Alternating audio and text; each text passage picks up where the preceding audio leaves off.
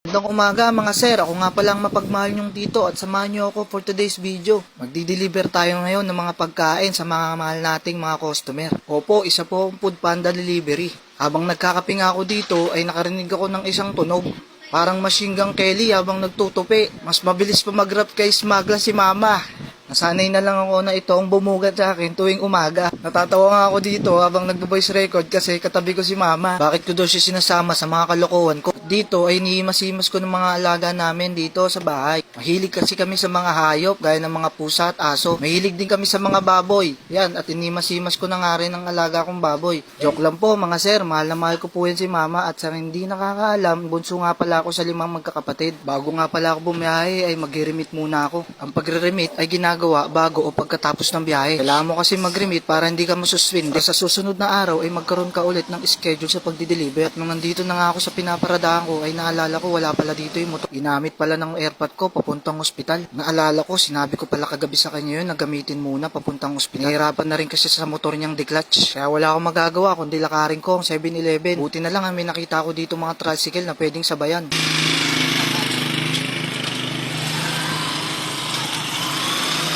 Okay naman sa vlog ko, Jet.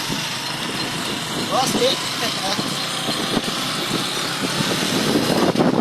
nakarating na nga ako dito sa pagre-remitan kong 7-Eleven. Dali lang naman mag-remit mga sir. Basta huwag mo lang kakalimutan yung reference number. Kaya mo papasok sa iba ang pinaghirapan mong pera sa loob ng isang araw. Pag nangyari kasi yun ay maaaring hindi ka makabiyahe o hindi ka bibigyan ng schedule ni Panda. Pagkatapos mong ilagay ang mga reference number at contact number mo, hihintayin mo lang lumabas ang papel na yan. Medyo nahihirapan nga akong kunin dito kaya binuksan ko na, wala naman nakakita. Pero may mga tao pala sa likod kaya dire-diretso na lang ako dun sa counter para makapag-remit na. Pagdating sa counter ay ibibigay mo lang papel at i-scan lang nila yan. Pagkatapos i-scan ay lalabas na yung info mo o reference number. Nalaglag pa nga yung papel. Parang ako mabilis mapol. Pagkatapos mag-remit ay uwi na tayo mga sir. Dito sakto, bumabiyahe pala yung tito ko ngayon at sasabay tayo sa kanya pa uwi.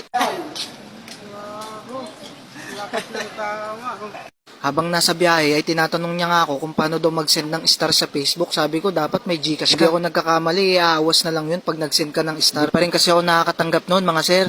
At pagdating ko nga sa bahay, sabi ni mama wala pa daw yung motor. Hindi ko alam kung ba't sila nagtatakip o natatakot sila sa camera. At yan na may mga aso namin, si Pikay at si Monggi.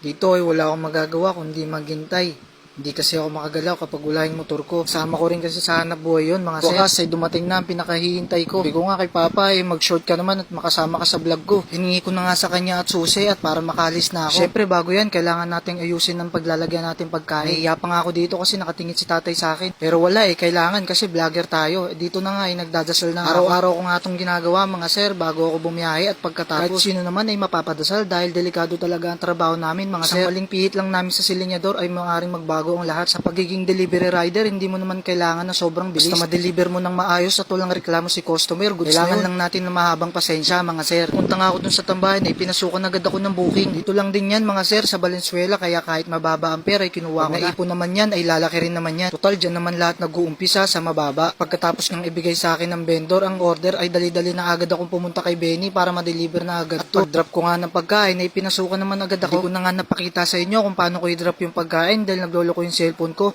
Kaya itong second booking nagkaroon tayo ng pagkakataon na i-video at dito ay spot deal lang nangyari sa amin ni kuya. Sabi ko kay sir pwede ba siyang isama sa vlog ko? Wala naman daw problema kay sir kaya yan nagbayad na siya sa akin. Third booking naman mga sir ay dito lang yan sa SM Val. 100 meters lang mula doon sa may pinagdrapan ko ng pagkain. Pagpasok ko nga dito mga sir ay nakita ko agad si Paolo at sobrang aga niyang bumiyahe dahil isang ship lang ang kinukuha niya palagi. At pagpasok ko nga sa loob mga sir ay may nakita na naman akong isang bakbakero si Ikang masipag din to at maaga din bumabiyahe. Di na nga ako nagsayin ng oras mga sir at pumunta agad ako sa third booking ko at pagpunta ko doon ay ready na at dadali na lang sa customer yung pagkain. Kadalasan kasi kami naghihintay ng matagal. Kaso mukhang mahina ang booking. Trabaho namin ay hindi araw-araw talaga ay malakas. Kaya mabuting gawin sa pagiging delivery rider ay mag-ipon para kapag araw ng matumal ay meron ka pa rin natutulog. Kaya napag-isipan ko na umuwi na lang bukas. Hanggang dito na lang. Maraming salamat sa pagsama.